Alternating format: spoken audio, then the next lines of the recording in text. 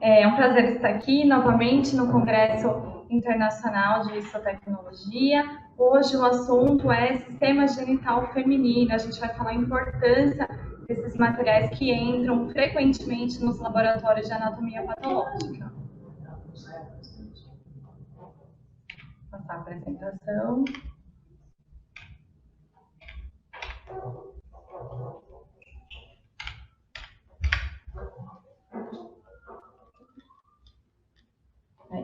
Vamos lá.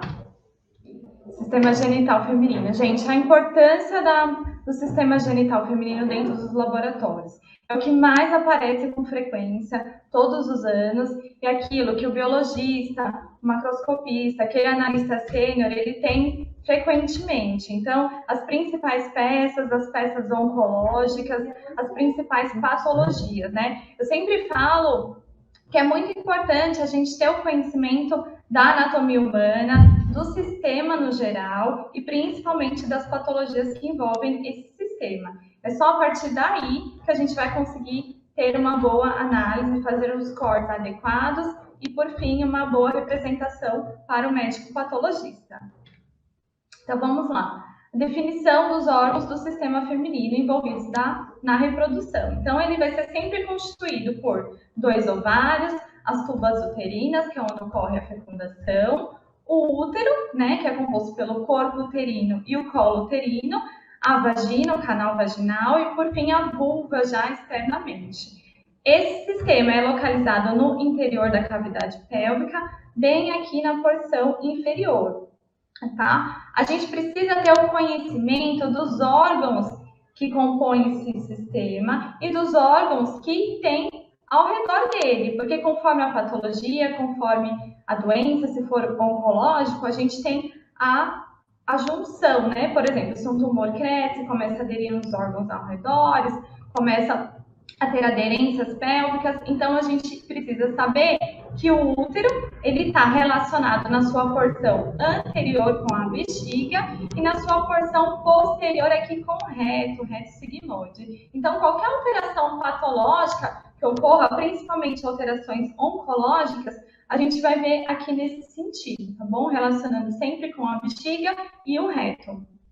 Coloquei aqui 2 fotos para vocês verificarem bem o desenho do útero, os anexos uterinos, subuterino e ovário, os principais ligamentos, a gente vai falar bastante disso, e a foto aqui, né? Só de olhar essa foto aqui a gente já sabe que é a porção posterior da esterectomia do útero. Por quê? Essa reflexão peritoneal, ela é na porção posterior, ligada no reto, ela é maior, ela vai até aqui. Você vê que essa área lisa aqui da serosa, ela se estende até o final do colo uterino. Então, só por isso a gente já consegue posicionar que essa face é a face posterior do útero. Então, mais ao lado da tela de vocês, do lado direito, a gente consegue identificar o ovário e a tuba direita, sempre o ovário para trás, que eu falo para os alunos, e mais aqui embaixo, branquinho, o ovário e a tuba esquerda, o anexo uterino esquerdo. O que é importante na anatomia?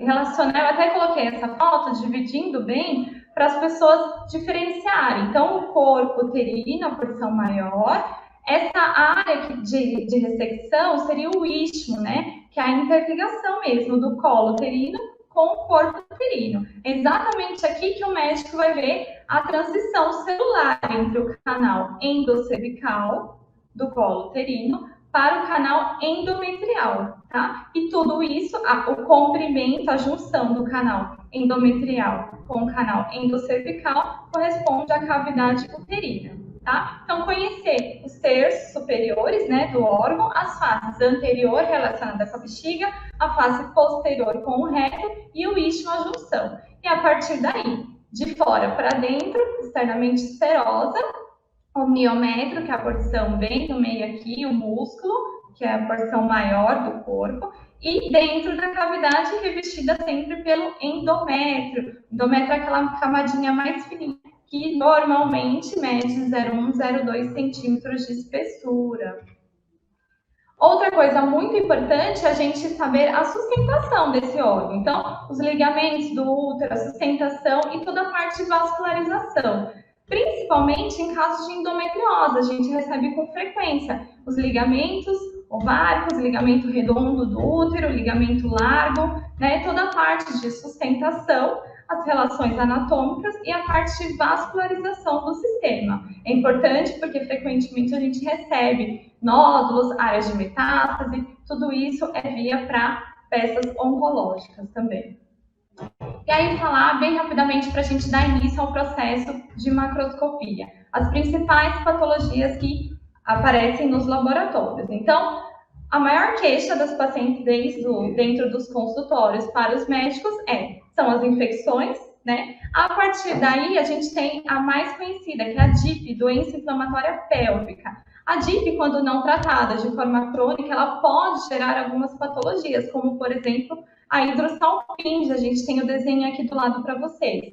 Esse espessamento aqui, o aumento do diâmetro da tuba uterina, tá? E aqui tem um acúmulo de líquido devido a infecções, tá? Então, isso gera hidrossalpinge, também é motivo de retirada cirúrgica dessa tuba uterina, tá?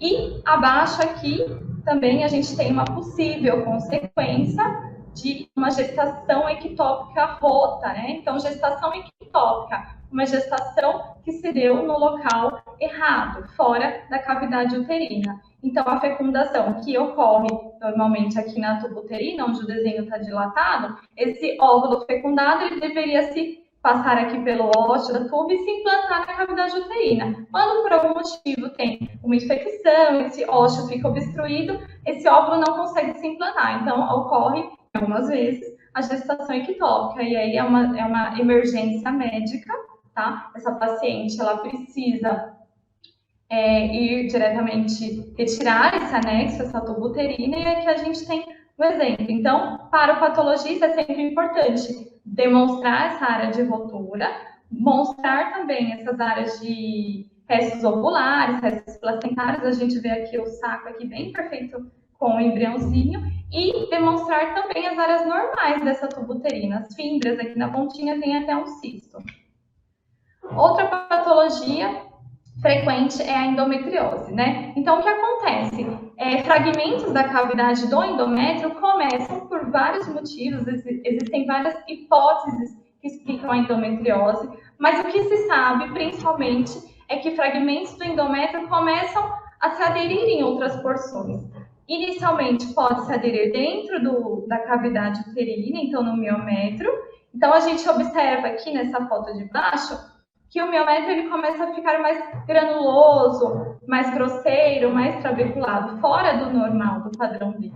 Então, isso já é um indício para a gente, na macroscopia, de adenomiose. A gente não vê nódulos específicos, mas a gente vê trabéculas nesse corpo uterino. E a partir daí, esses fragmentos podem começar a se aderir do lado de fora, que é essa foto maior aqui do meio. Então, toda essa área granulosa, vinhosa, tudo isso é muito característico de endometriose.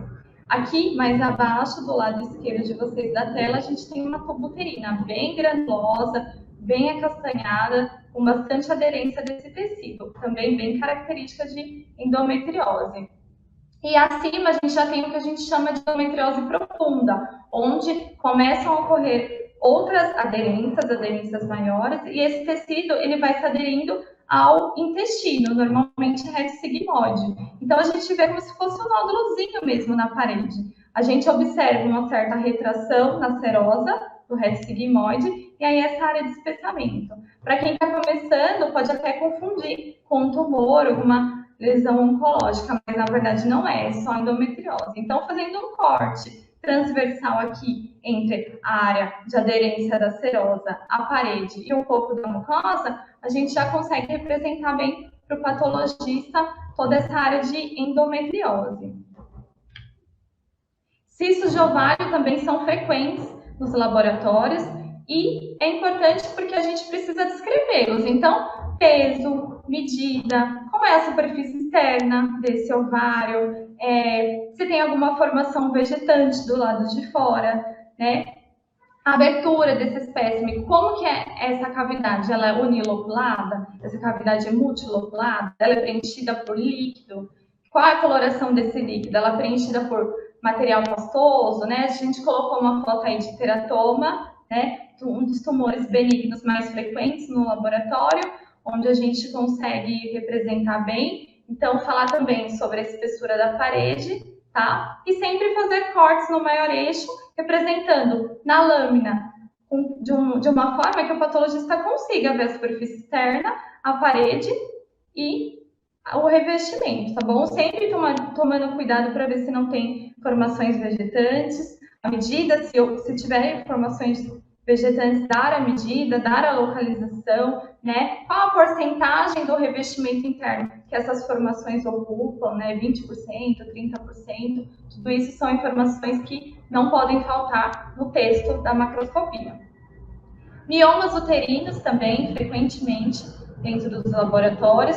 E é importante porque, primeiramente, a paciente normalmente ela só vai fazer a esterectomia quando o mioma ou ele cresce muito, a paciente está com dor, ou quando ele é submucoso, como esse aqui do meio. Porque começa a ocorrer sangramento, essa paciente começa a ter sangramento, e aí não tem muito o que fazer, o médico acaba optando pela esterectomia. Então, quantificar esses nódulos esbranquiçados aqui, que são os miomas, medir, quantificar e dar a localização. É um mioma submucoso, é um nódulo intramural, tá? E todas as outras características, espessura do miométrio, endométrio e tudo mais.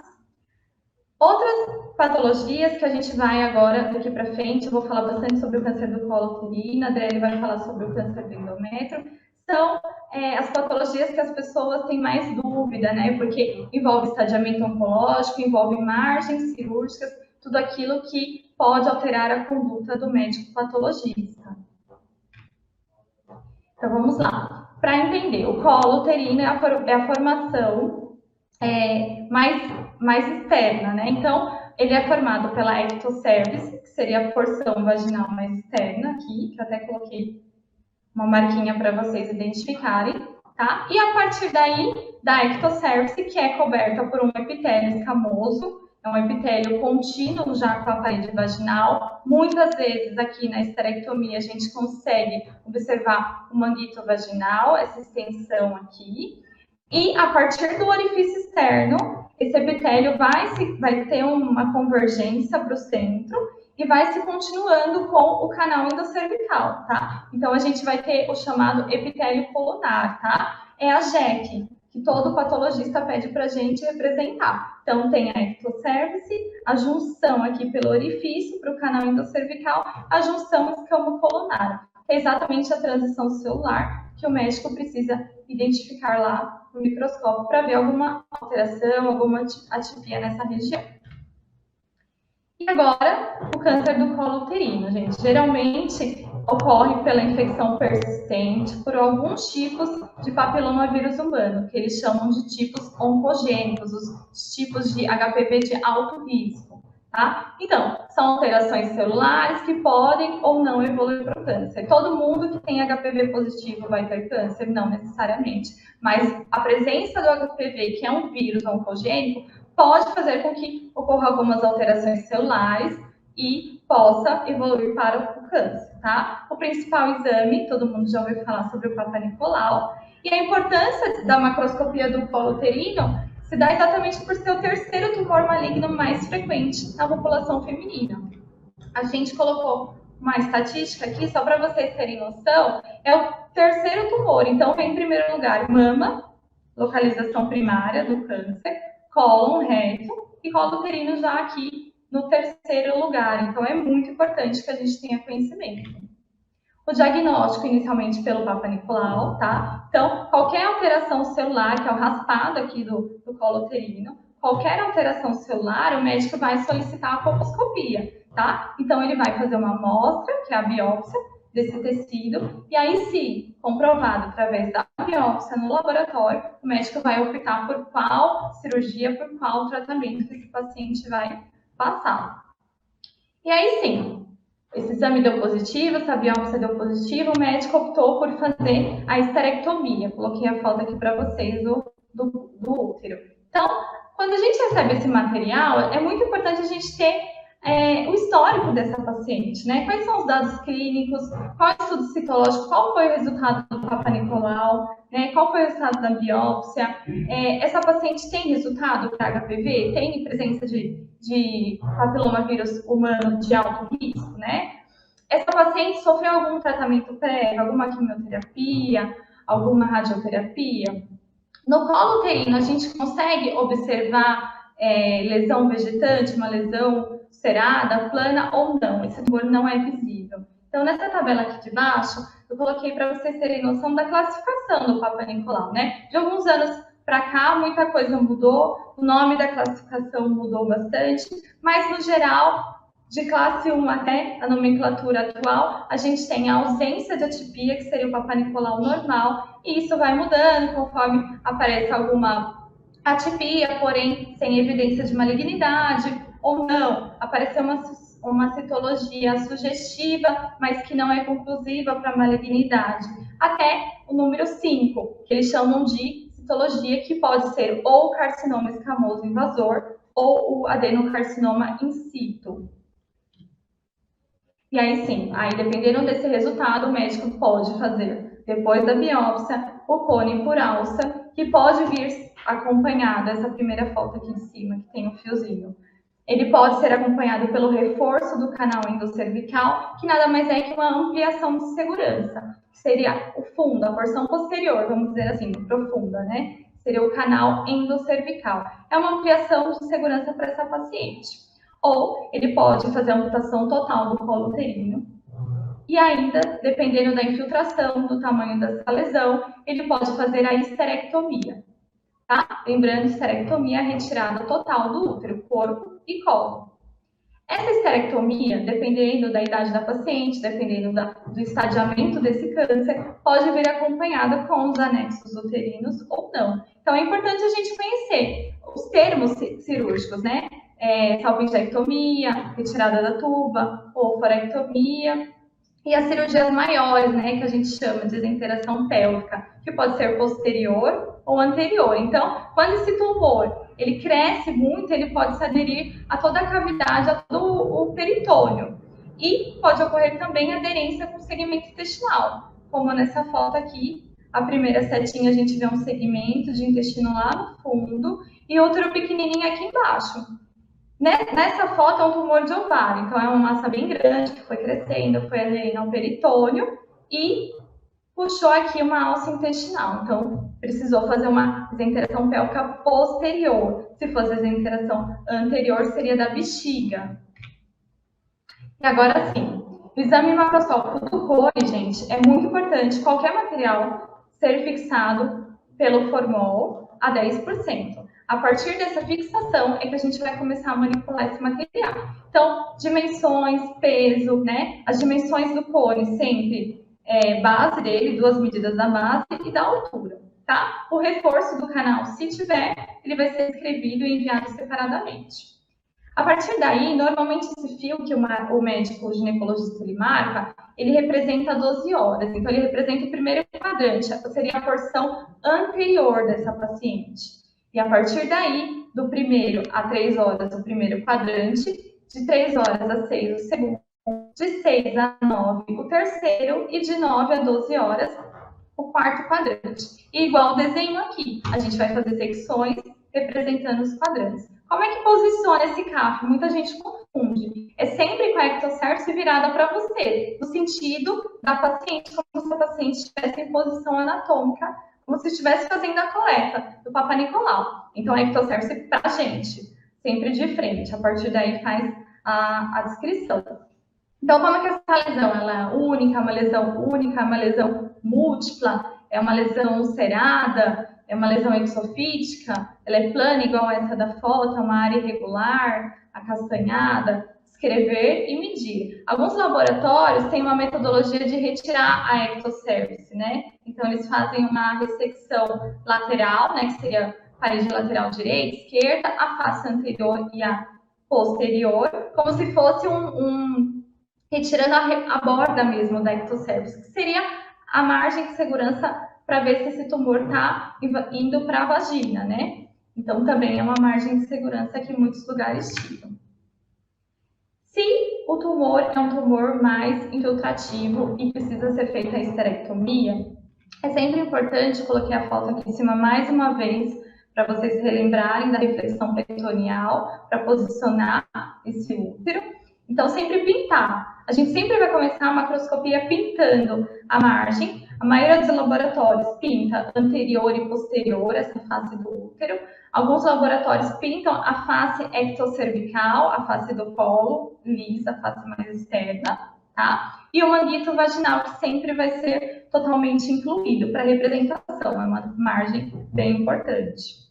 A partir daí, a gente vai retirar os parâmetros, que é a segunda foto aqui, que é toda a parte vascular. É importante porque se o parâmetro estiver comprometido, tudo isso aumenta o estadiamento da paciente. Então, provavelmente, o médico vai fazer esvaziamento, vai ter contagem de linfonodos, e o tratamento dessa paciente, quanto maior esse tumor, quanto mais infiltrativo, tudo isso altera, piora o prognóstico da paciente e altera o tratamento, tá bom?